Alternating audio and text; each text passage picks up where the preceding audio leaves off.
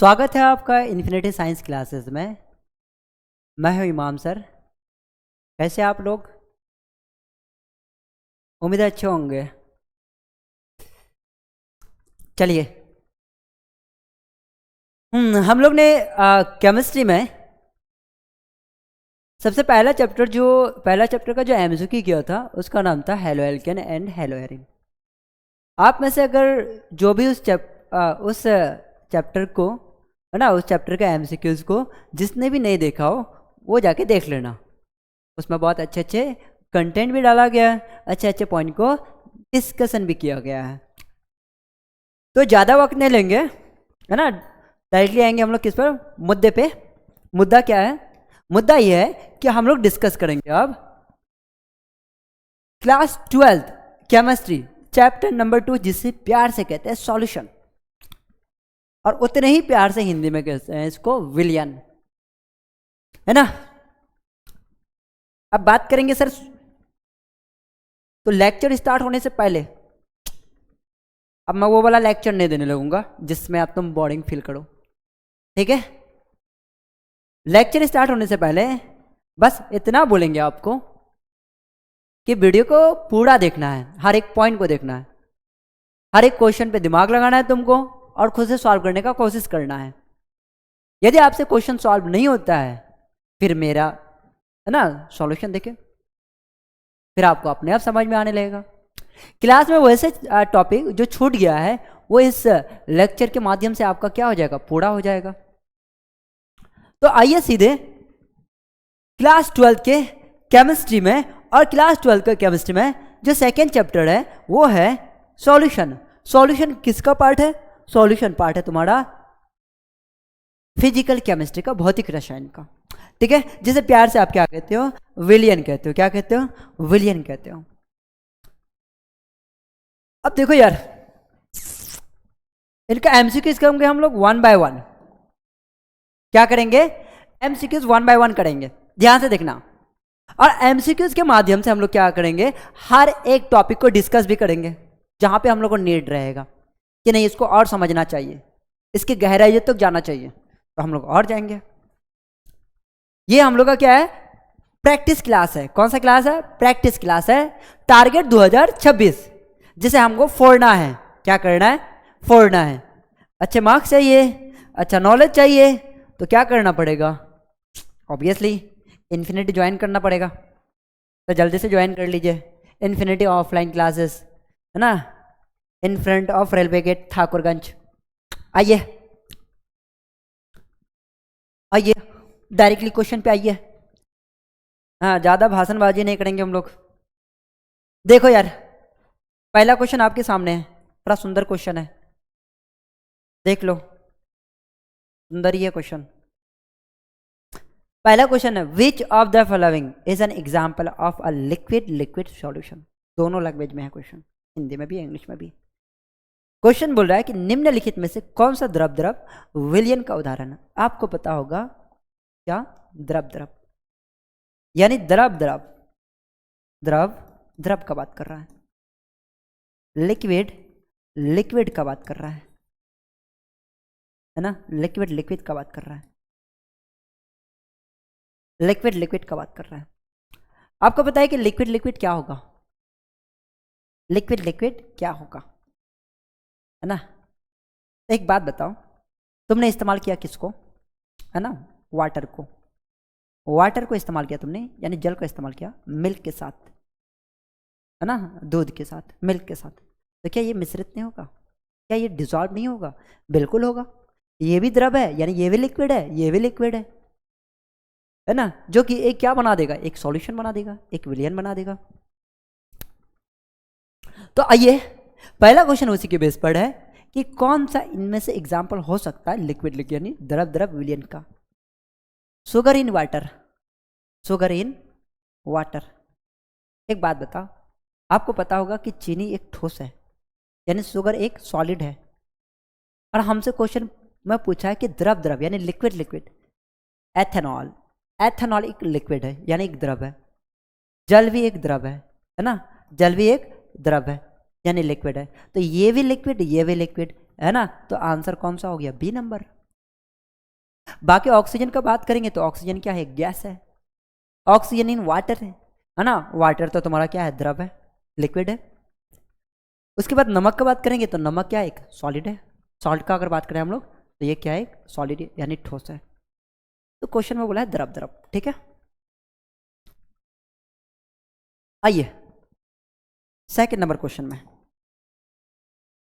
अभी आएगा मजेदार मजेदार आएगा, ले पॉइंट सब टेंशन मत लो, टॉपिक सब जिसे हम लोग डिस्कस करेंगे, जहां पे हम लोग को नीड रहेगा डिस्कस करने का, जरूरत रहेगा। आइए question number 2, the solubility of a gas in a liquid is given by, भाई यहां पे क्या है, given by, given by, gas की किसी द्रव में विलेयता किस नियम से नियंत्रित होती है, ठीक है, गवर्न बाय, ठीक है, किस नियम से नियंत्रित होती है। आपको पता है राउल्ट्स लॉ, नहीं है ना, गैस की किसी द्रव में विलेयता के बारे में, गैस में है ना, लिक्विड में किसी गैस के डिजॉल्व के बारे में, सॉल्युबिलिटी के बारे में किसने बताया था, हेनरी ने बताया था। क्या ने बताया, हेनरी ने बताया था। हेनरी ने क्या कहा था, हेनरी ने क्या कहा था कि जो दाब होगा, जो आंशिक दाब होगा, जो पार्शियल प्रेशर होगा, वो डायरेक्टली प्रोपोर्शनल होगा solubility of gas in liquid. द्रव में गैस की विलेयता किसने बोला था, हेनरी ने बोला था। हेनरी ने क्या कहा था कि जो पार्शियल प्रेशर है यानी आंशिक दाब है वो समानुपाती होगा गैस, है ना, द्रव में गैस की विलेयता के, द्रव में गैस की विलेयता के। देख लो, तो किसने कहा था, हेनरी ने कहा था। अब हेनरी ने क्या कहा, क्या कहा था, थोड़ा इसका भाई देखो, थोड़ा डीपली चलते हैं, है ना, थोड़ा डीपली जाने से, है ना, थोड़ा डीपली चलते हैं, देखो थोड़ा डीपली चलते हैं हम लोग। देखो यहाँ पे डीपली आओ, क्या कहा था, यहाँ पे सुंदर सा पॉइंट लिखा हुआ रहेगा, देखो यहाँ पे लिखा हुआ मिलेगा। यहाँ पे देखो हेनरी ने क्या कहा था, किसी निश्चित तापमान पर, निश्चित है ना तापमान पर किसी गैस की किसी द्रव में विलेयता गैस के ऊपर के आंशिक दाब के क्या होते हैं, समानुपाती होते हैं। कहने का मतलब है Henry's law states that at a constant temperature the solubility of a gas in a liquid is directly proportional to the partial pressure of the gas above the liquid, above the liquid. मतलब simple सा कहने का मतलब है, इनका कहने का मतलब है कि जो आंशिक दाब होगा, जो पार्शियल प्रेशर होगा, वो डायरेक्टली प्रोपोर्शनल टू होगा सॉल्युबिलिटी ऑफ लिक्विड, है ना, गैस इन लिक्विड, यानी है ना मोल फ्रैक्शन, इसे हम लोग प्यार से कहते हैं मोल फ्रैक्शन। क्या कहते हैं, मोल फ्रैक्शन, मोल अंश कहते हैं, मोल अंश कहते हैं। और इसको क्या कहेंगे, आंशिक दाब कहते हैं। क्या कहते हैं, आंशिक दाब कहते हैं, पार्शियल प्रेशर कहते हैं, पार्शियल प्रेशर कहते हैं। किसने कहा था, हेनरी ने कहा था। हेनरी ने कहा था कि P directly proportional to X, यानी partial pressure is directly proportional to solubility of gas in liquid, है ना, प्रोपोर्शनल टू हटेगा, इसके बदले में एक कांस्टेंट आएगा जिसे KH कहते हैं। और हेनरी कांस्टेंट भी कहते हैं KH को, KH को क्या कहते हैं, हेनरी कांस्टेंट कहते हैं, हेनरी कांस्टेंट कहते हैं, हेनरी नियतांक कहते हैं KH। यदि आप KH का मान को बढ़ा रहे हैं, यदि आप हेनरी कांस्टेंट का मान को बढ़ा रहे हैं, तो याद रखना द्रव में गैसों की विलेयता क्या हो जाएगा, घट जाएगा। द्रव में गैसों की विलेयता क्या हो जाएगा, घट जाएगा। यानी है ना किसका, लिक्विड में सॉल्युबिलिटी ऑफ गैस क्या हो जाएगा, घट जाएगा। Solubility of gas in a liquid is decrease. अगर आप हेनरी कांस्टेंट को बढ़ाएंगे तो, हेनरी कांस्टेंट को अगर बढ़ाएंगे आप, हेनरी कांस्टेंट को अगर बढ़ाएंगे आप, हेनरी कांस्टेंट को अगर बढ़ाएंगे आप, तो गैस इन लिक्विड क्या होगा, घटेगा। Solubility of gas in liquid क्या हो जाएगा, घट जाएगा। यानी द्रव में गैसों की विलेयता क्या हो जाएगा, घट जाएगा। ठीक है, द्रव में गैसों की विलेयता क्या हो जाएगा, घट जाएगा, अगर हेनरी कांस्टेंट को आप बढ़ा रहे हैं तो वही बात ऑब्जेक्टिव में आपसे यहाँ से भी क्वेश्चन पूछा जाता है कि यदि हेनरी कांस्टेंट को बढ़ाया जाए तो solubility of gas in liquid क्या होगा, इंक्रीज होगा, डिक्रीज होगा, रिमेन्स सेम रहेगा या नन ऑफ दिस। भाई क्या होगा, बढ़ेगा, घटेगा या समान रहेगा या फिर इनमें से कोई नहीं। यदि हेनरी कांस्टेंट को बढ़ा रहे हैं तो याद रखना, हेनरी कांस्टेंट हेनरी नियतांक को बढ़ाने पर याद रखना क्या होगा, क्या होगा, गैस की द्रव में विलेयता क्या हो जाएगा, घट जाएगा। द्रव में विलेयता, गैसों की द्रव में विलेयता क्या हो जाएगा, यानी गैस को अगर डिजल्व करेंगे आप द्रव में, वो क्या हो जाएगा, उनका क्या हो जाएगा, विलेयता क्या हो जाएगा, घट जाएगा। किसका कहना है, हेनरी का कहना है। ठीक है, आ जाओ। तो इतना समझ में आ गया होगा कि आंशिक दाब समानुपाती क्या होता है, मोल अंश। याद रखना आंशिक दाब समानुपाती मोल अंश है ना, अगर मोल अंश को बढ़ाएंगे, मोल फ्रैक्शन को बढ़ाएंगे तो पार्शियल प्रेशर भी बढ़ेगा। ठीक है, लेकिन हेनरी कांस्टेंट को अगर बढ़ाएंगे तो विलेयता क्या हो जाएगा, घट जाएगा, सॉल्युबिलिटी क्या हो जाएगा, डिक्रीज हो जाएगा। आ जाओ। हाँ, क्या होना चाहिए, इनका कहने का मतलब होता है तापमान स्थिर होना चाहिए। इनका कहने का मतलब तापमान क्या होना चाहिए, स्थिर होना चाहिए। नियम केवल निश्चित तापमान पर लागू होता है। हेनरी का नियम, हेनरी लॉ किस पर लागू होता है, सिर्फ और सिर्फ किस पर, तापमान पर, है ना, तापमान स्थिर होना चाहिए। नियम केवल किस पर लगता है, निश्चित तापमान पर लगता है। The temperature must remain constant.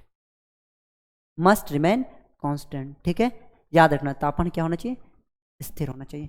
जितना दाब अधिक होगा उतना ही विलेयता क्या होगा, अधिक होगी। कहने का मतलब है यदि टेम्परेचर है ना, ये अगर प्रेशर को आप बढ़ा रहे हैं तो higher solubility of the gas in the liquid.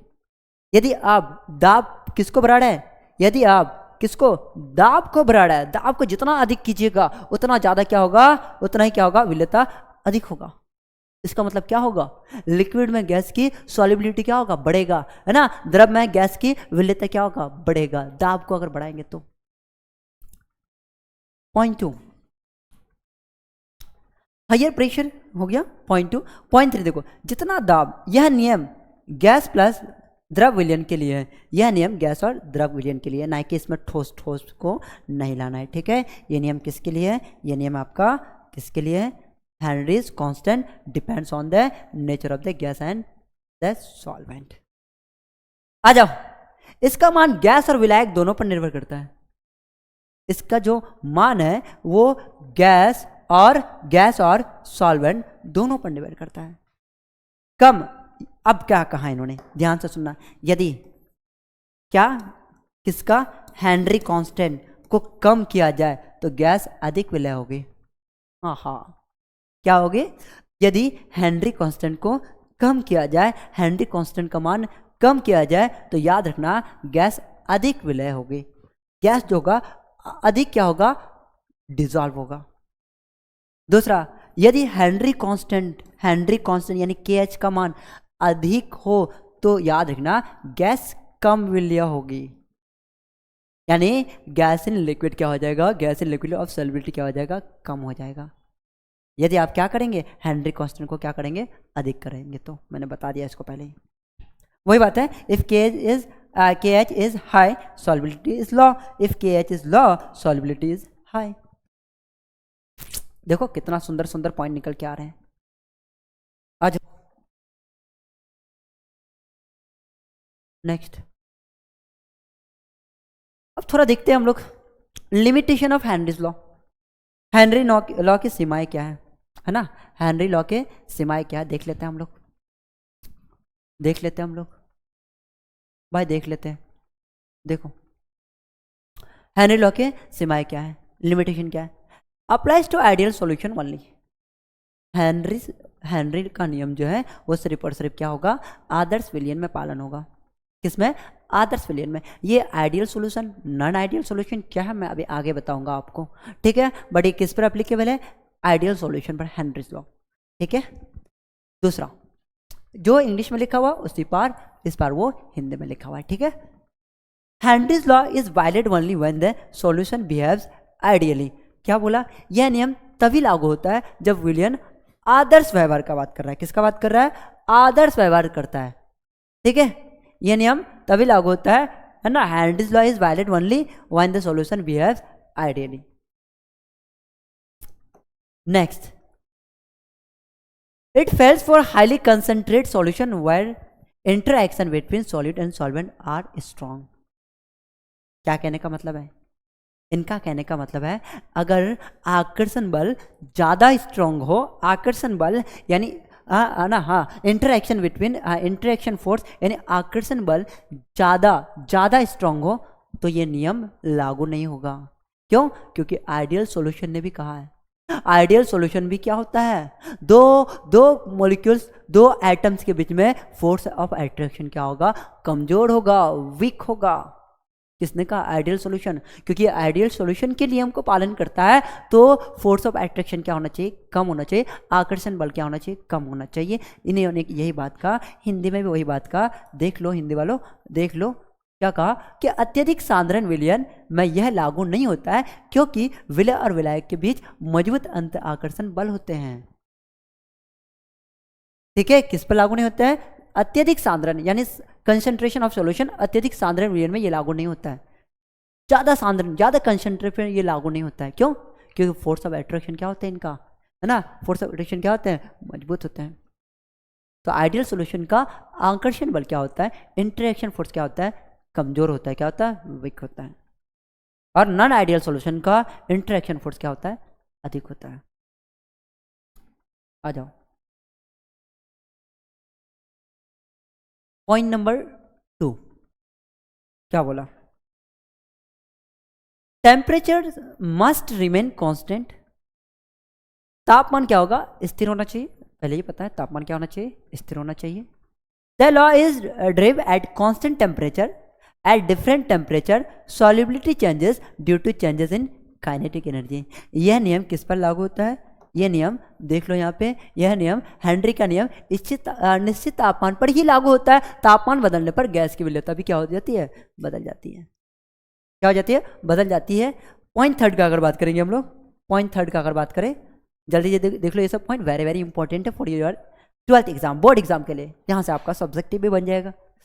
यहाँ देखो, gas should not react with the solvent. भाई देखो यार, मैं सीधा सीधा आपको बता रहा हूं। यहाँ पे मैं बता रहा हूं limitation of Henry law. 3 point में कहानी खत्म, बाकी तुम लोग वो थ्योरी को पढ़ लेना अच्छे से। ठीक है, मैं यहाँ पे समझा दे रहा हूं 3 पॉइंट में। गैस और liquid no reaction, no reaction. इनका कहना है यह है अभिक्रिया नहीं होगी, अभिक्रिया नहीं होगी, अभिक्रिया नहीं होगी। किसका? गैस और लिक्विड का अभिक्रिया नहीं होगी। किनका कहने का मतलब है? हेनरी का। यह नियम हेनरी पर लागू नहीं होता है। हेनरी का लिमिटेशन है कुछ, है ना। एक गैस और लिक्विड के बीच में रिएक्शन नहीं हो सकता है। O2 + H2O के बीच में रिएक्शन नहीं हो सकता है। किसके अनुसार? हेनरी के अनुसार। क्यों? क्योंकि हेनरी ने खुद कहा है उनके लिए क्या चाहिए? कांस्टेंट टेम्परेचर चाहिए, तापमान क्या चाहिए? स्थिर चाहिए। आ जाओ सेकंड नंबर, टेम्परेचर का अगर बात करेंगे, टेम्परेचर का बात करेंगे अगर, टेम्परेचर क्या नहीं होना चाहिए? वेरी लो या वेरी हाई नहीं होना चाहिए?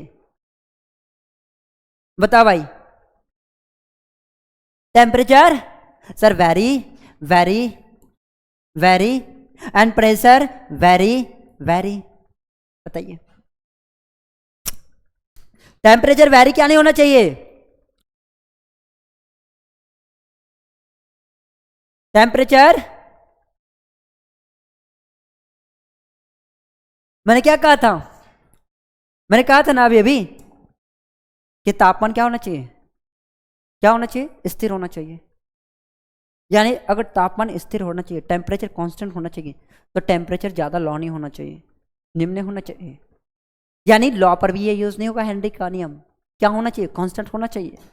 क्या होना चाहिए? कांस्टेंट होना चाहिए। तो टेम्परेचर वेरी लो नहीं होना चाहिए, वेरी लो नहीं होना चाहिए, बहुत कम नहीं होना चाहिए। और ना ही प्रेशर वेरी हाई होना चाहिए। ये भी बात सुन लो, ये नहीं कि प्रेशर को बढ़ा दिया बहुत ज़्यादा, ऐसा नहीं करना। दाब को भी बहुत ज़्यादा नहीं करना, बहुत ज़्यादा नहीं करना है। इस चीज़ को याद रखना। हैंडलिंग लिमिटेशन में क्या है, प्रेशर बहुत ज़्यादा नहीं होना चाहिए, तापमान बहुत कम नहीं होना चाहिए। मतलब तापमान क्या होना चाहिए, कांस्टेंट होना चाहिए। सीधा सीधा 3 पॉइंट में कहानी खत्म। आ जाओ नेक्स्ट।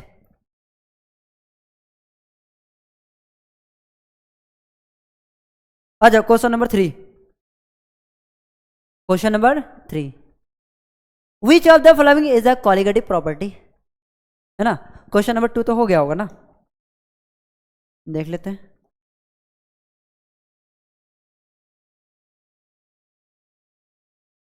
क्वेश्चन नंबर 2 तो हो गया होगा, हाँ देख लेते हैं। हाँ हो गया।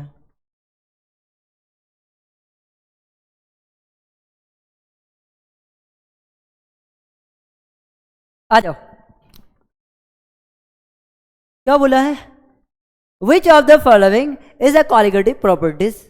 हाँ हाँ, आ गया कौन, कॉलिगेटिव, कॉलिगेटिव प्रॉपर्टीज, है ना, प्रॉपर्टी, कॉलिगेटिव प्रॉपर्टी। अनुसंख्यक गुणधर्म कहते हैं इसको, हिंदी में क्या कहते हैं, अनुसंख्यक गुणधर्म कहते हैं। अनुसंख्यक गुणधर्म कहते हैं, याद रखना। कॉलिगेटिव प्रॉपर्टीज क्या कहता है, कॉलिगेटिव प्रॉपर्टीज किस पर निर्भर करता है, यह निर्भर करता है विलय की संख्या पर, विलय की कणों पर, सॉरी विलय की कणों पर निर्भर करता है, निर्भर करता है, विलय की कणों पर निर्भर करता है। अनुसंख्यक गुणधर्म विलय की कणों पर निर्भर करता है, ना कि प्रकृति पर। याद रखना इस चीज को, विलय की कणों पर निर्भर करता है। कौन, अनुसंख्यक गुणधर्म विलय की कणों पर निर्भर करता है ना। Colligative properties is depend on number of particles of solute, number of particles of solute विलय की कणों पर निर्भर करता है। Is that clear. अब आ जाओ, अनुसंख्यक गुणधर्म में कौन कौन आता है, RLVP, relative lowering of vapour pressure, elevation of boiling point, deviation of freezing point आता है, ऑस्मोटिक प्रेशर। भाई कितने पॉइंट आता है, 4 पॉइंट आता है। आ जाओ, तो भाई पहला पॉइंट क्या कहा, निम्न में से कौन सा एक अनुसंख्यक गुणधर्म है, विच of the following is a colligative property. By surface tension नहीं यार, सर विस्कोसिटी नहीं यार, रिलेटिव इंडेक्स नहीं यार। आंसर कौन सा हो गया, ऑस्मोटिक प्रेशर, प्राशन दाब। मैंने क्या बोला, 4 प्रकार बोला ना, प्राशन दाब।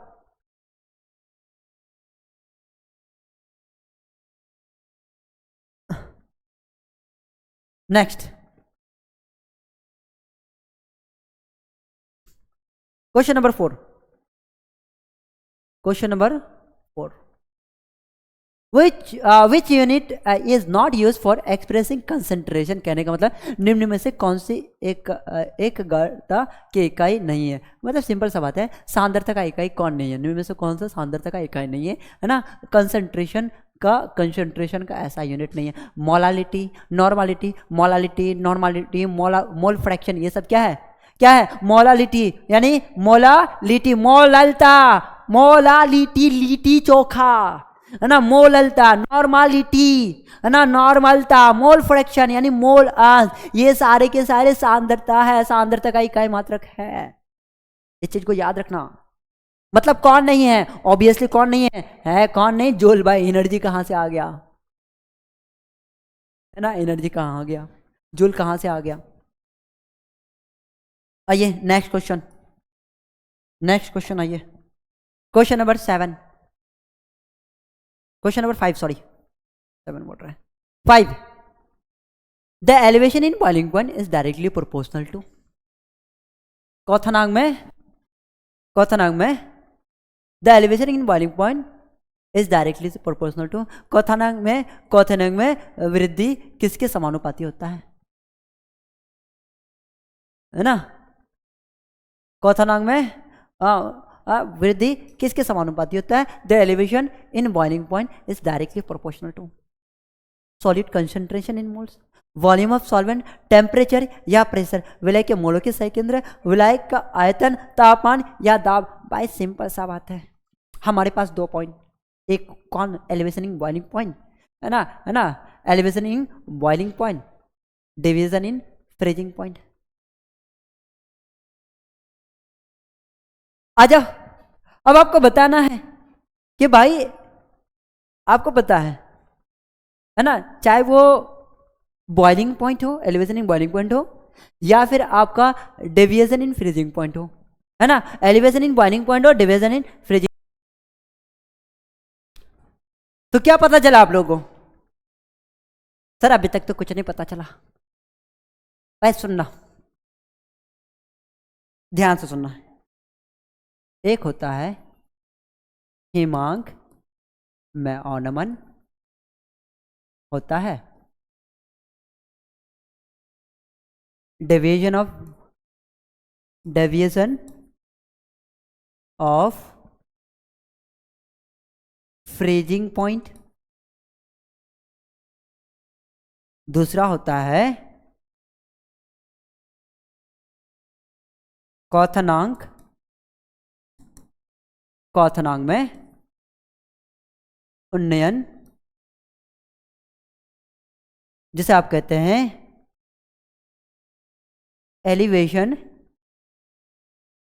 Elevation of boiling point. दो चीज होता है आपके पास, दोनों एक दूसरे का जुड़वा भाई है, दोनों एक दूसरे का जुड़वा भाई है। भाई इनका भी क्या कहना है, हिमांक व औनमन का मतलब होता है delta TF sorry is directly proportional to, और इसका भी कहना है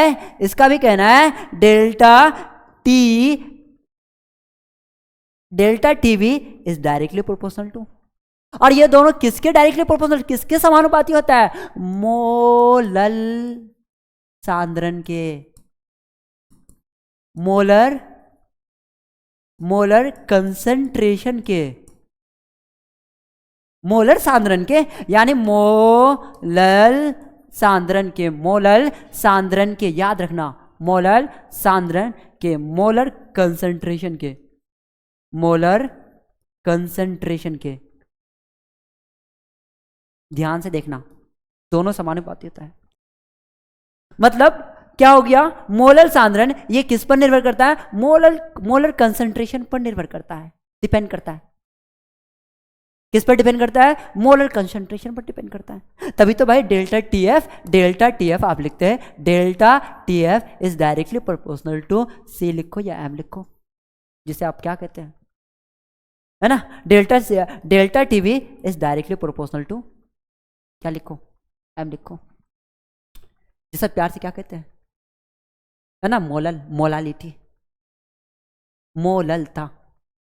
तो यही क्वेश्चन पूछा है कि the elevation in boiling point is directly proportional to, यानी एलिवेशन इन बॉइलिंग पॉइंट, है ना, हिमांक में और क्वथनांक में उन्नयन जो होता है वो समानुपाती होता है किसके? विलय के मोलर सेकेंडरी यानी सांद्रण, मोलर सांद्रण। याद रखना किसका? Solid concentration in moles.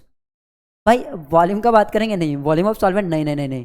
क्यों? क्योंकि आपको पता है अनुसंख्यक गुणधर्म, qualitative properties is depends on number of solid of particles, विलय के कणों की संख्या पर निर्भर करता है, विलय के कणों की संख्या पर निर्भर करता है। कौन? अनुसंख्यक गुणधर्म, क्वालिटेटिव प्रॉपर्टीज। और यही क्या होता है? यही तो क्वालिटेटिव प्रॉपर्टीज है, अनुसंख्यक गुणधर्म है, जो 4 पॉइंट होता है। वाष्पित दाब में आपेक्षिक औनमन, दूसरा होता है हिमांक औनमन, तीसरा होता है क्वथनांक में उन्नयन, चौथा होता है प्राशरण दाब, osmotic pressure.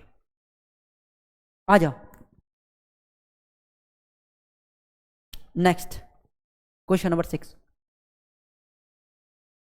Which of the following is not a characteristic of an ideal solution? Ideal solution का, आदर्श विलयन का कौन सा लक्षण नहीं है इनमें से? अब कौन सा विलयन नहीं है? पहला पॉइंट डेल्टा एच मिक्स, अरे यार डेल्टा एच यानी चेंज इन एंथैल्पी, आयनन एंथैल्पी का बात कर रहा है, क्या जीरो नहीं होता है? बिल्कुल होता है। किसमें? नॉन आइडियल सॉल्यूशन में जरूर होता है, बट बोला है कि नॉन आइडियल सॉल्यूशन का इसमें से कौन एग्जाम्पल नहीं है। एंड क्या बोला है, आदर्श विलयन का कौन सा लक्षण नहीं है भाई, ये तो लक्षण है, क्योंकि चेंज इन एंथैल्पी होता है, जीरो होता है, आयनन एंथैल्पी जीरो होता है, और ना आयतन भी क्या होता है, जीरो होता है, वॉल्यूम भी क्या होता है, जीरो होता है भाई। राउट्स लॉ ऑब्वियसली आदर्श विलयन किसको नियम का पालन करता है, राउट्स के नियम का पालन करता है। क्या सो पॉजिटिव डिविएशन, बिल्कुल भी नहीं, बिल्कुल भी नहीं। आदर्श विलयन कौन सा लक्षण नहीं है, धनात्मक विचलन नहीं है, दिखाता है धनात्मक विचलन। आदर्श विलयन का बात कर रहा ना, आदर्श विलयन का तो ये भी है पॉइंट, ये भी है पॉइंट, ये भी है पॉइंट, ये नहीं है ना। तो सो पॉजिटिव डेविएशन धनात्मक विचलन दिखाता है, तो ये नहीं है। नेगेटिव का है, नेगेटिव धनात्मक और ऋणात्मक विचलन कौन दिखाता है ज्यादातर, नॉन आइडियल सॉल्यूशन। कौन, आदर्श, अनादर्श विलयन। आ जाओ अब देखो यार, थोड़ा राउल्स के बारे में देख लो ना, मजा आएगा ना। राउल्स का क्या कहना है, राउल्स का क्या कहना है कि the partial vapour pressure of component in a liquid solution is directly proportional to mole fraction in the solution at a given temperature. कहने का मतलब है कि किसी तरल विलयन में किसी घटक का आंशिक वाष्प दाब उस घटक के मोल अंश के क्या होता है, समानुपाती होता है, यदि तापमान क्या हो, स्थिर हो। सुनना, मैं एक एग्जांपल ले रहा हूं, देखो ध्यान से। मान लेते एक कंटेनर है ना, ये कंटेनर है, इसमें मेरा द्रव है, इसमें द्रव है ना, इसमें द्रव है। तो एक बात बताओ, इसका पार्शियल प्रेशर आंशिक दाब क्या होगा, इसको अगर मैं मान लिया हीट वगैरह, क्या आंशिक दाब क्या होगा, बढ़ेगा कि घटेगा? ऑब्वियसली सर बढ़ेगा। क्या होगा, बढ़ेगा। लेकिन मैंने इसमें कुछ मिक्स किया, मैंने कुछ मिक्स किया, तो उसका आंशिक दाब प्रेशर क्या हो जाएगा, घटेगा कि बढ़ेगा? ऑब्वियसली सर घट जाएगा।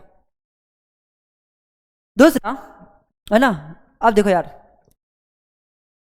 नेक्स्ट, तो इसीलिए भाई राउल्ट्स के नियम के अनुसार क्या होता है, आंशिक दाब जो होता है, आंशिक दाब जो होता है partial pressure directly proportional to mole fraction, mole अंश के समानुपाती होता है। ये कांस्टेंट हटेगा, उसके बदले में क्या आता है, इसके बदले में क्या आता है, P nought A into X A, है ना।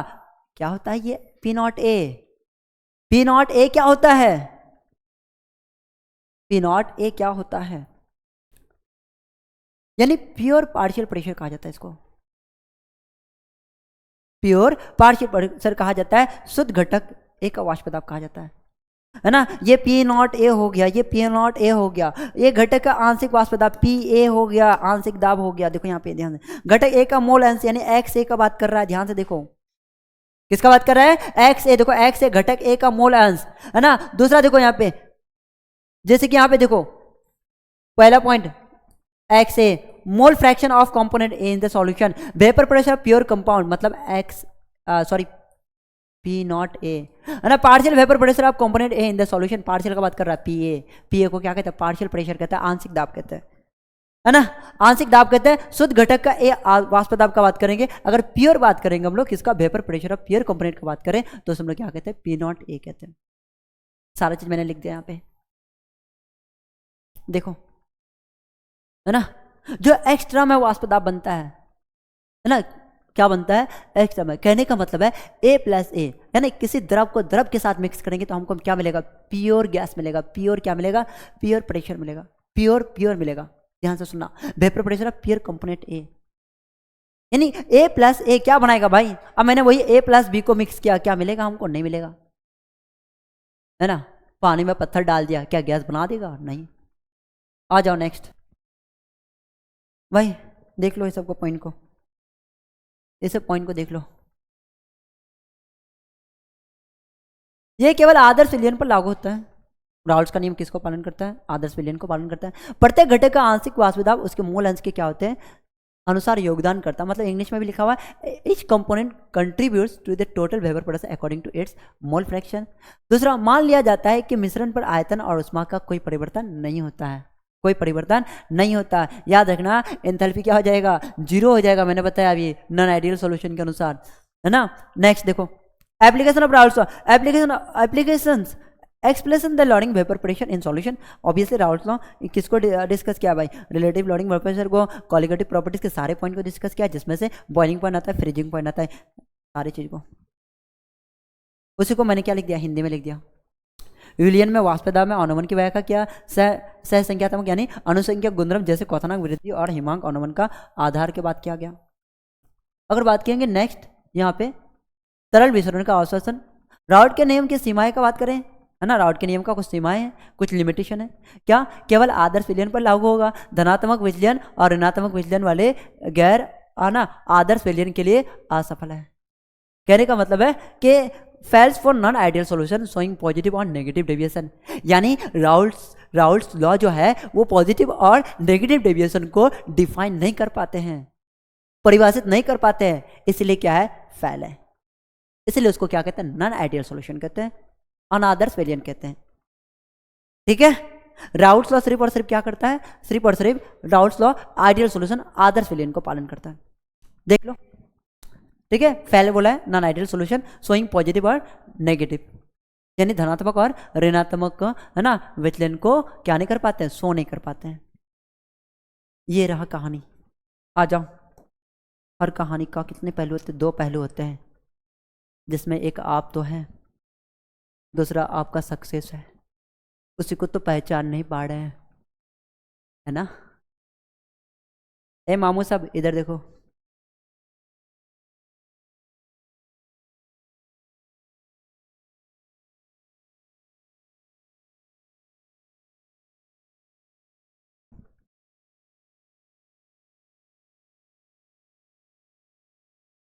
हाँ देख लो, the depression in freezing point for 1 mole NaCl solution is nearly 1 mole NaCl विलयन के लिए हिमांक अनुमान लगभग, हिमांक अनुमान देखो यार, हिमांक अनुमान निकालना है ना, हिमांक अनुमान निकालना है, यानी किसका बात करेंगे, फ्रीजिंग पॉइंट का बात करेंगे, है ना, डिप्रेशन इन फ्रीजिंग पॉइंट का बात करेंगे, या एलिवेशन इन बॉइलिंग पॉइंट का बात करेंगे। ठीक है, तो किसी का भी बात करें, हम लोग एक कॉन्सेप्ट को इस्तेमाल करेंगे, यूज करेंगे, जो आसानी से निकल जाएगा, जिसे कहते हैं हम लोग want of factors, want of factors, want of factor कहते हैं इसको हम लोग, है ना। वांट ऑफ फैक्टर को हम लोग किससे रिप्रेजेंट करते हैं, आयोटा, किससे, आयोटा से रिप्रेजेंट करते हैं। देखो यार, ज़्यादा दिमाग नहीं लगाना है, NaCl को तोड़ो, NaCl को तोड़ दिया सर, Na प्लस कितना हो गया, Cl माइनस हो गया ना, Na प्लस Cl माइनस, 1 और 1 2, आयोटा का मान कितना आ गया, 2। आंसर कौन सा हो गया, ट्विस, नॉन इलेक्ट्रोलाइट, है ना, अप विलय के 2 गुना, अप विलय के 2 गुना, विलय के नहीं, अप विलय के 2 गुना, है ना। नॉन इलेक्ट्रोलाइट का बात करेंगे, वांट ऑफ फैक्टर किसके बात करेंगे, वांट ऑफ फैक्टर किस पर डिपेंड करता है, नॉन इलेक्ट्रोलाइट में। अच्छा, अब भाई, अब अगर आप किसी का भी निकाल सकते हैं वांट ऑफ फैक्टर, आपके ऊपर डिपेंड करता है ना। मान लेते हैं आपके पास क्या है ना, H2SO4 है, इसका वांट ऑफ फैक्टर क्या होगा, चलो देख लेते हैं, H प्लस SO4 माइनस 2, 2 और 1 कितना हो गया, 3। आंसर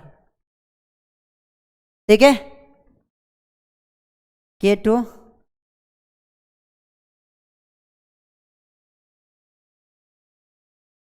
KCl का अगर बात करें, K प्लस Cl माइनस कितना हो गया, 1 और 1 2।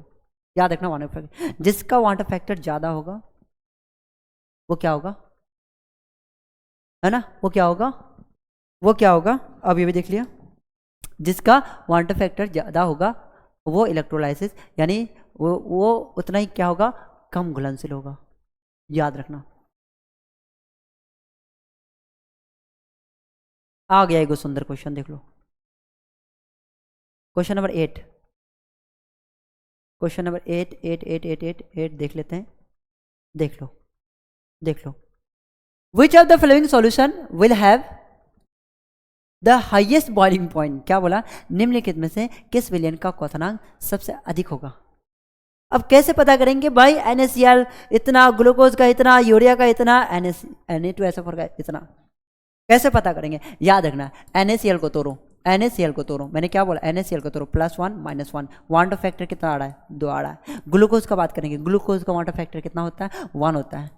कितना होता है, 1 होता है, याद रखना है ना। यूरिया टूटेगा ही नहीं, क्या नहीं होगा, यूरिया नहीं टूटेगा, यूरिया नहीं टूटेगा, इस चीज़ को याद रखना। बात करेंगे Na2SO4 टूटेगा, Na प्लस SO4 -2, SO4 का क्या होता है, -2 होता है। 2 और 1 कितना हो गया, 3 हो गया। आयोडा कितना हो गया, 3 हो गया। वाटर फैक्टर सबसे अधिक किसका होगा, याद रखना Na2SO4 का सबसे अधिक होगा। आ जाओ,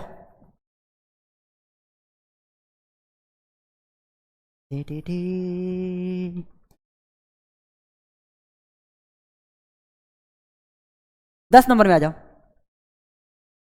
Henry's law constant is related to, Henry का नियतांक किससे संबंधित है, वेपर प्रेस ऑफ सॉलिड से, सॉलिबिलिटी ऑफ गैस से, ऑस्मोटिक प्रेस से, RLBP से, है ना। हेनरी का नियम विलय का वाष्प दाब गैस के विलयता या भाई सिंपल सा बात है, वाष्प विलय का वाष्प दाब, वेपर प्रेशर ऑफ सॉल्यूट, बिल्कुल भी नहीं सर। सॉलिबिलिटी ऑफ गैस, है ना, या फिर ऑस्मोटिक प्रेशर, नहीं सर। अनुसंख्यक गुणधर्म है, रिलेटिव लॉडिंग ऑफ वेपर, नहीं सर। ये भी क्या, अनुसंख्यक गुणधर्म है। आंसर कौन हो गया, है ना, गैसों का विलयता, किसका, गैसों का विलयता। आंसर नंबर कौन, ऑप्शन नंबर बी नंबर। विलय का वाष्प दाब नहीं, वेपर प्रेशर कौन, वो राउल्सटन ने बताया था, उसको नहीं लेंगे।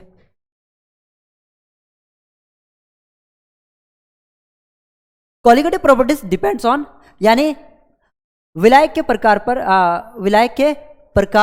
विलायक के प्रकार पर, ऑप्शन नंबर ए। अच्छा, क्वेश्चन ही छूट गया। देखो मैं हिंदी में एक्सप्लेनेशन कर देता हूँ। कॉलिगेटिव प्रॉपर्टी यानी अनुसंख्यक गुणधर्म किस पर निर्भर करता है, सर विलायक के प्रकृति पर, यानी नेचर ऑफ सॉल्वेंट पर, बिल्कुल भी नहीं। विलायक के विलय पर, क्या प्रकृति, विलय के प्रकृति पर, यानी नेचर ऑफ सॉलिड पर, बिल्कुल भी नहीं। नंबर ऑफ पार्टिकल्स पर, बिल्कुल, मैंने टॉपिक स्टार्ट होने से पहले बताया था, है ना। कणों की संख्या पर निर्भर करता है, कौन, अनुसंख्यक गुणधर्म। आंसर कौन होगा, कणों की संख्या पर।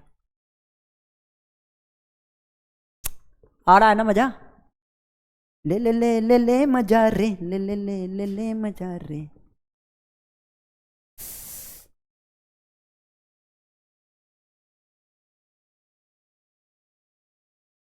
नेक्स्ट,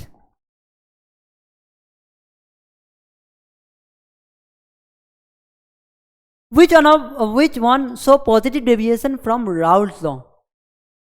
निम्न में से कौन राउट के नियम से धनात्मक विचलन दिखाता है, कौन दिखाता है। अब भाई आ जाओ, थोड़ा किसको लेते हैं हम लोग, थोड़ा हम लोग लेते हैं राउल्ट्स को। किसको, राउल्ट्स को। देख लो, आइडियल सॉल्यूशन,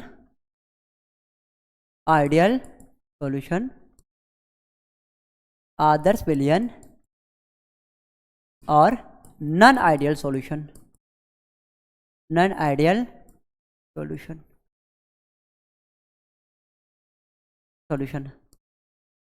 अनादर्श विलयन, दोनों में अंतर देख लो भाई।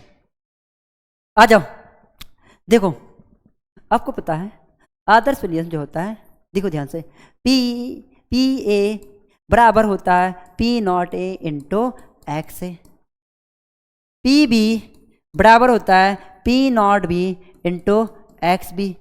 तो टोटल पार्शियल प्रेशर क्या होगा, आंशिक दाब क्या होगा, P बराबर क्या होगा, टोटल आंशिक दाब क्या होगा, PA प्लस क्या हो जाएगा, PB, क्या हो जाएगा, PB, है ना। P0 A, है ना, P0 A into X A plus P0 B into X B.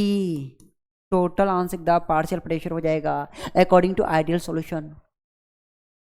Ideal solution में, नॉन आइडियल सॉल्यूशन क्या होता है, PA is not equal to P0 A into X A. अब ऐसा क्यों होता है ना, PB is not equal to P0 B into X B. ऐसा क्यों होता है, ऐसा क्यों होता है, क्यों ऐसा इसलिए होता है, ध्यान से सुनना, ऐसा इसलिए होता है क्योंकि इसका चेंज इन एंथैल्पी, आयनन एंथैल्पी क्या होता है, 0 होता है। इसका वॉल्यूम यानी आयतन में कोई परिवर्तन नहीं होता है, क्या होता है, 0 होता है। क्योंकि आइडियल सॉल्यूशन जो होता है, आइडियल सॉल्यूशन में अंतरा आणविक बल क्या होता है, कमजोर होता है, और कमजोर होता है जिसके कारण आसानी से वो घुल जाता है, डिसॉल्व हो जाता है ना। आप भाई आप ही देख लीजिए ना, आप ही देख लीजिए, है ना, हर एक चीज से जल्दी एडिक्ट हो जाते हैं, है ना, हर एक चीज से क्या हो जाता है, जल्दी अडेक्ट हो जाते हैं। सर किससे अडेक्ट होते हैं वो तो आप ही को पता होगा, आ जाओ, है ना। तो भाई ये आसानी से क्या होता है, घुल जाते हैं, जल्दी डिसॉल्व हो जाते हैं। लेकिन अब बात करेंगे नॉन आइडियल सॉल्यूशन, वो जल्दी डिसॉल्व नहीं होते हैं, क्योंकि उनके बीच में क्या होता है, अंतराणिक बल, इंटरेक्शन फोर्स क्या होता है, स्ट्रांग होते हैं, जिसके कारण वो जल्दी नहीं क्या होते हैं, जल्दी मिक्स नहीं होते हैं। जैसे कि यहां पे देखो बेंजीन प्लस टॉलिन, बेंजीन प्लस टॉलिन जो आसानी से क्या होता है, डिसॉल्व हो जाते हैं, आसानी से क्या हो जाता है, डिसॉल्व हो जाते हैं, है ना। क्लोरोइथेन प्लस ब्रोमो इथेन आसानी से क्या हो जाते हैं, डिसॉल्व हो जाते हैं। क्लोरोइथेन प्लस ब्रोमोइथेन आसानी से क्या हो जाते हैं, डिसॉल्व हो जाते हैं। याद रखना। तो आइडियल सॉल्यूशन क्या होता है, जो आसानी से क्या हो जाए, डिसॉल्व हो जाए, जिसका अंतराल बल क्या होगा, कमजोर हो। आपको पता होगा कि आदर्श विलयन का ग्राफ क्यों ऐसा होता है, ऐसा क्यों होता है, आदर्श विलयन का ग्राफ ऐसा क्यों होता है, क्यों क्यों क्यों क्यों क्यों ऐसा क्यों होता है भाई, आदर्श विलयन का ग्राफ ऐसा क्यों होता है, आदर्श विलयन का ग्राफ कैसा होता है, बार बार इसलिए देखना पड़ रहा है उधर, क्योंकि बैटरी कभी कभी डाउन हो जाता है, हम बोलते जा रहे हैं, पता नहीं चला साउंड खत्म, ऐसे बहुत कोई हो गया यार, बहुत हो गया, बहुत क्लास, है ना। तो भाई ऐसा क्यों होता है, ध्यान से देखना। मैंने लिया एक्स से क्या हो गया, 0 हो गया, है ना, एक्स से क्या हो गया, है ना, 0 हो गया, तो यहाँ पे क्या हो जाएगा, एक्स भी क्या हो जाएगा, यदि एक्स से 0 हो गया तो एक्स से यहाँ पे क्या होगा, 1। यदि एक्स बी का बात करेंगे यहाँ पे, यानी देखो यार, एक्स से अगर यहाँ पे एक्स ए अगर 0 हो गया तो एक्स बी क्या हो जाएगा, और एक्स बी अगर 0 हो गया तो एक्स से क्या हो जाएगा, क्वेश्चन ये भी है, ठीक है। बहुत टाइम हो गया यार, हाँ बहुत टाइम हो गया। मैंने क्या बोला, x से 0 तो x से क्या हो जाएगा, 1, एक्स बी 1 तो x भी यहाँ पे क्या हो जाएगा, 0। यदि 1 ये 0 हुआ तो ये 1, ये 1 हुआ तो ये क्या हो गया, 0। इनका ग्राफ कैसे होगा, इनका ग्राफ कैसे होगा, अगर यहाँ पे जाएंगे, इनका ग्राफ कैसे होगा, देखो यहाँ पे इनका ग्राफ कैसे होगा, ऐसे होगा, देखो विलायक का आंशिक दाब, विलायक का आंशिक दाब, विलायक का आंशिक दाब, विलायक का आंशिक दाब, आप देख लो यहाँ पे, तो टोटल आंशिक दाब क्या होगा, पी ए बराबर पी बराबर पी ए प्लस क्या हो जाएगा, पी बी, यही तो होता है टोटल आंशिक दाब। टोटल आंशिक दाब का बात करेंगे, P nought A plus P nought B, P nought A plus P nought B, P बराबर P nought B P nought A. ये एटीएम है, ये एटमॉस्फेरिक है, एटीएम है, जैसे जैसे बढ़ते जाएगा आंशिक दाब बढ़ते जाएगा, टोटल आंशिक दाब क्या होगा, बढ़ते जाएगा। अब भाई अगर अनादर्श का बात करेंगे हम लोग, अनादर्श का ग्राफ का अगर बात करेंगे, देख लेना, यदि अनादर्श का ग्राफ का बात करेंगे हम लोग, अनादर्श का ग्राफ ऐसा क्यों होता है, अनादर्श का कहने का मतलब है, देखो ऐसा बनेगा, ऐसा बनेगा, ऐसा बनेगा, फोर्स ऑफ अट्रैक्शन के कारण ऐसे हो जाएगा, देखो ध्यान से, ग्राफ ऐसा हो जाएगा, फोर्स ऑफ अट्रैक्शन के कारण ग्राफ ऐसा हो जाएगा। अगर ये पॉजिटिव डेविएशन दिखाएगा, धनात्मक विचलन दिखाएगा तो ऐसा ग्राफ बनेगा, अगर ऋणात्मक विचलन दिखाएगा तो ऐसा ग्राफ बनेगा, ध्यान से देखना, ऐसा ग्राफ बनेगा,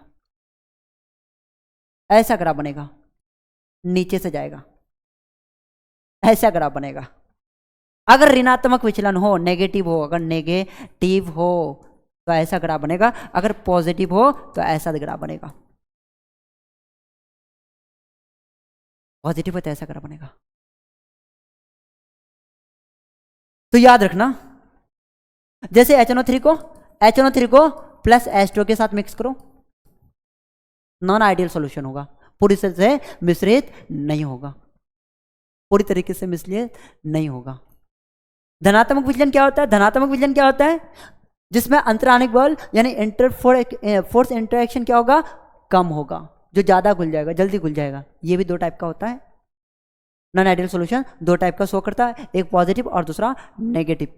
और नेगेटिव आइडियल सॉल्यूशन जिसके बीच में क्या हो? स्ट्रांग हो, फोर्स ऑफ अट्रैक्शन क्या हो? स्ट्रांग हो। तो भाई देख लो, which show positive deviation from Raoult's law. From Raoult's law आपको पता होगा कि बेंजीन प्लस टॉलिन जो आसानी से क्या हो जाएगा? मिक्स हो जाएगा, है ना। बेंजीन प्लस टॉलिन, है ना। एसीटोन प्लस क्लोरोफॉर्म, जो इसको पॉजिटिव डेविएशन का इसमें भी जरूरत नहीं है। एसीटोन प्लस क्लोरोफॉर्म का बात करेंगे, क्या एसीटोन प्लस क्लोरोफॉर्म हो सकता है? एसीटोन प्लस क्लोरोफॉर्म हो सकता है, या फिर एसीटोन प्लस कार्बन डाइसल्फेट हो सकता है, या HNO3 प्लस वाटर हो सकता है, या एसीटोन प्लस क्लोरोफॉर्म हो सकता है, या एसीटोन प्लस कार्बन डाइसल्फाइड हो सकता है, या HNO3 प्लस जल हो सकता है। HNO3 मैंने अभी भी बताया ना, HNO3 क्या होगा? ऋणात्मक होगा। क्या होगा? ऋणात्मक होगा, क्योंकि इसका फोर्स ऑफ अट्रैक्शन क्या होगा? अधिक होगा, है ना। एसीटोन प्लस क्लोरोफॉर्म, इसमें भी एसीटोन प्लस क्लोरोफॉर्म में क्या होगा? ऋणात्मक क्या होगा? नेगेटिव बॉन्ड क्या होगा? स्ट्रांग होगा, ज्यादा होगा। ऐसा क्यों होगा? क्योंकि आपको पता है कि एसीटोन का स्ट्रक्चर ये होता है जो कि क्लोरोफॉर्म के साथ क्या होगा? रिएक्शन होगा, क्लोरोफॉर्म के साथ रिएक्शन होगा, है ना। बॉन्ड यहाँ पे टूटेगा, बॉन्ड यहाँ पे टूटेगा, और बॉन्ड यहाँ पे टूटेगा, तो ध्यान से सुनना, बॉन्ड यहाँ पे टूटेगा और बॉन्ड यहाँ पे टूटने पर एक हाइड्रोजन यहाँ जाएगा और ये कार्बन आके यहाँ बैठेगा, और इनके साथ कितने Cl3 है? 3 Cl3 है, CH3। भाई आपको पता है strong bond, force of attraction क्या होगा? स्ट्रॉन्ग होगा, मजबूत होगा, इसलिए ये क्या होगा? नेगेटिव डेविएशन होगा। पूछा कौन सा है? धनात्मक। पॉजिटिव पूछा है। कौन पूछा है? पॉजिटिव पूछा है। तो भाई ये भी आंसर नहीं होगा, ये भी तुम्हारा नेगेटिव शो करेगा, ये भी तुम्हारा नेगेटिव शो करेगा। ये तो प्योर है, ये क्या है? ये तुम्हारा आइडियल सॉल्यूशन है। क्या है तुम्हारा? आइडियल सॉल्यूशन है, प्योर है, जो पूरी तरह से मिक्स हो जाएगा। ठीक है, अब बात करेंगे एसीटोन प्लस क्लोरोफॉर्म। ये क्या होगा? ऋणात्मक डेविएशन, धनात्मक नहीं। कौन होगा? Acetone plus carbon dioxide, acetone plus carbon dioxide. क्यों? Acetone plus carbon disulphide, carbon disulphide को, कार्बन डाइसल्फाइड क्या होगा? एसीटोन के साथ क्या होगा?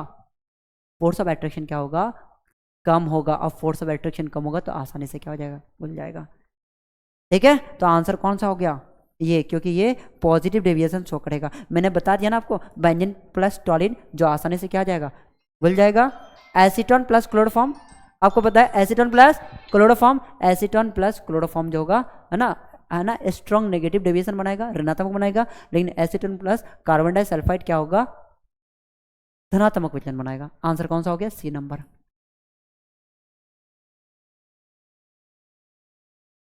The molality of solution containing 18 gram of glucose, आपको पता होगा मोलालिटी का बात पड़ा है। मोलालिटी को स्मॉल m से रिप्रेजेंट करते हैं। आपको पता है ना, गिवन मास कितना दिया हुआ है? 18 ग्राम दिया हुआ है। कितना होता है? 1000 होता है ग्राम में दिया हुआ है ना। ग्लूकोज का मोलर मास कितना होता है? आणविक द्रव्यमान 180 होता है, 180 होता है। उसके बाद कितना ग्राम? 500 ग्राम पे, कितना ग्राम पे? 20 क्या हो गया?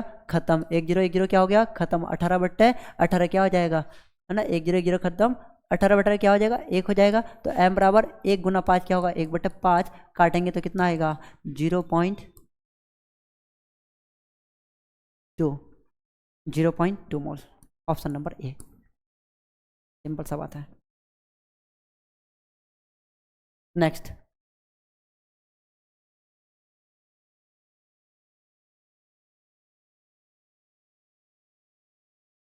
तेरा नंबर देख लेते हैं। Which factor does not affect solubility of solid in liquid? निम्नलिखित में कौन सा ठोस की द्रव्य विलेयता को प्रभावित नहीं करता है? तापमान, दाब, विलय और विलय की संभावना, विलय की सतह क्षेत्रफल। सिंपल सा बात है, विलेयता को प्रभावित कौन नहीं करता है? टेम्परेचर नहीं करता है, या प्रेशर नहीं करता है, या nature of solid and solvent नहीं करता है, या फिर सरफेस एरिया ऑफ सॉलिड नहीं कर सकता। कौन नहीं कर सकता है ना? आपको पता है कि ठोस द्रव्य विलेयता, है ना, द्रव का द्रव्य विलेयता, गैस का द्रव्य विलेयता, ये सारे के सारे प्रकृति पर निर्भर करता है। किससे पर? प्रकृति पर निर्भर करता है ना। तो क्या टेम्परेचर क्या बोल रहा है? अगर हम लोग लिक्विड में अगर हम लोग किसको डालें? किसी सॉलिड को डालें, किसी ठोस को डालें, तो क्या पॉसिबल है ना? क्या नहीं हो सकता है? कौन प्रभाव नहीं पहुंचा सकता है? तापमान प्रभाव नहीं पहुंचा सकता है, या दाब प्रभाव नहीं पहुंचा सकता है, या विलय और विलय प्रभाव नहीं पहुंचा सकता। कौन? याद रखना, तापमान। तापमान प्रभाव नहीं पहुंचा सकता, इस चीज को याद रखना। तापमान, टेम्परेचर। यदि लिक्विड में अगर हम लोग किसी सॉलिड को इस्तेमाल करें, यानी द्रव में अगर किसी ठोस को इस्तेमाल करें, तापमान इसको कोई प्रभाव नहीं पहुंचा सकता। नेक्स्ट,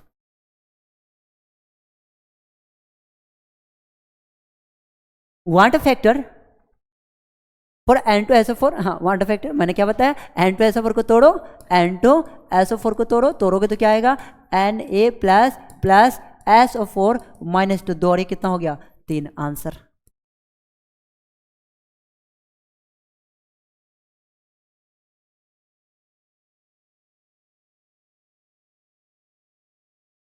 और 50 नंबर क्वेश्चन देखो, if vapour pressure of pure solvent is P0 and solution is P, then relative lowering of vapour pressure. आपको पता है according to Raoult's law RLVP का क्या होता है, P minus P0 minus P upon में P0A। आपको पता होना चाहिए, P0A माइनस PA बटा P0A,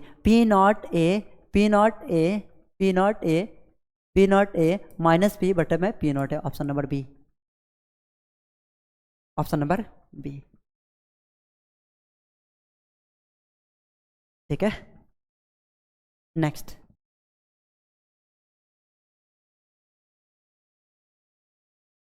निम्न में से कौन सा राउट के नियम से ऋणात्मक विचलन दिखाता है? ऋणात्मक मैंने क्या बताया था, ऋणात्मक कौन विचलन दिखा सकता है भाई?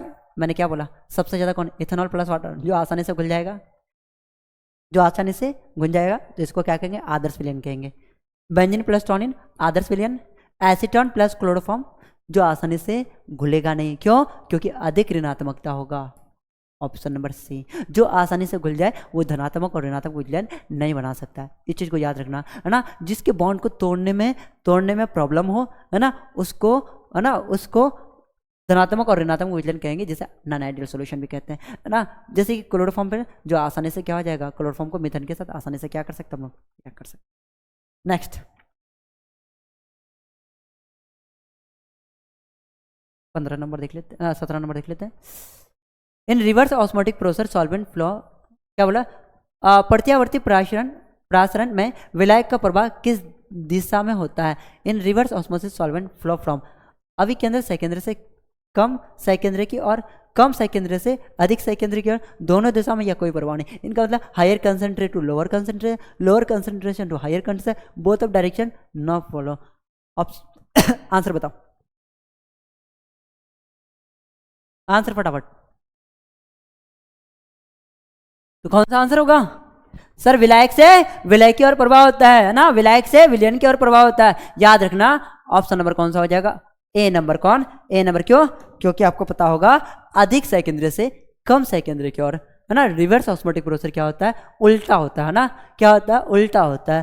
प्राशन दाब का प्रतिलोम होता है ना, इसीलिए कौन सा होगा, अब अधिक सकेंद्र से कम सकेंद्र की ओर। Question number 18, which is correct,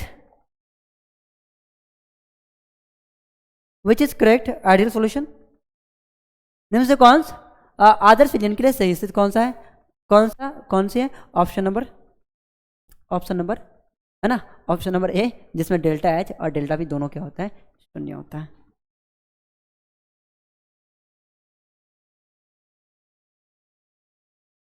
आ जाओ 19वां नंबर देखो, the freezing point of a solution is, किसी विलयन का हिमांक क्या होगा, शुद्ध विलायक से अधिक होती है, शुद्ध विलायक से कम होती है, शुद्ध विलायक से बराबर होती है, या फिर विलय पर निर्भर नहीं करता। High than pure solvent, lower than pure solvent, equal to pure solvent, है ना।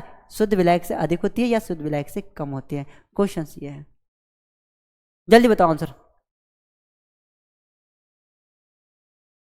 शुद्ध विलायक से कम होती है, क्या होती है, शुद्ध विलायक से कम होती है। इस चीज का याद रखना। कौन?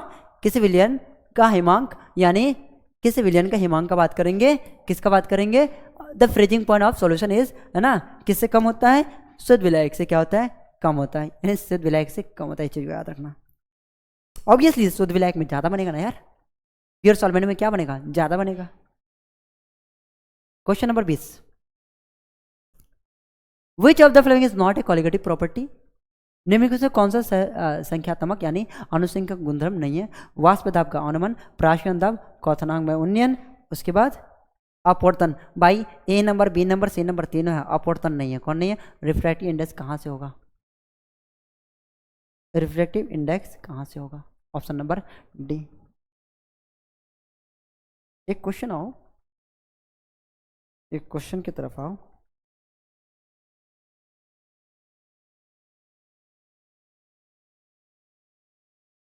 एक क्वेश्चन की तरफ आओ।